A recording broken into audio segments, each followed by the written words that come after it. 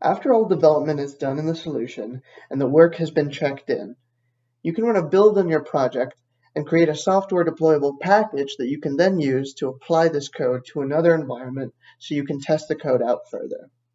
So we have our project here. I'm just going to right click and hit build.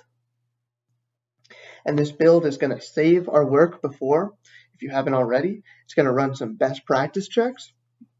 And it's also going to build our code and make sure that it compiles. So this might take just a little bit.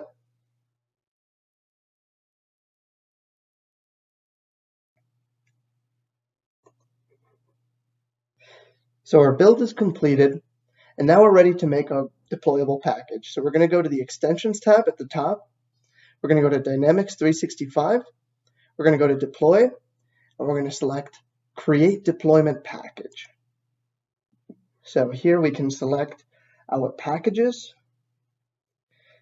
and we can run an app checker if we'd like to check further for more packages. We can then select our file location where we want this package to go once it's created. I'm just going to stick with the desktop over here. So we hit OK. And then we hit Create. So this will take just a second.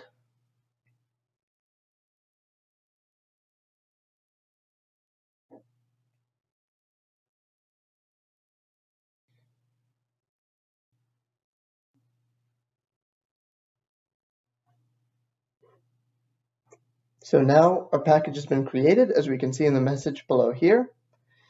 And we'll also see some output about that package creation in the output window.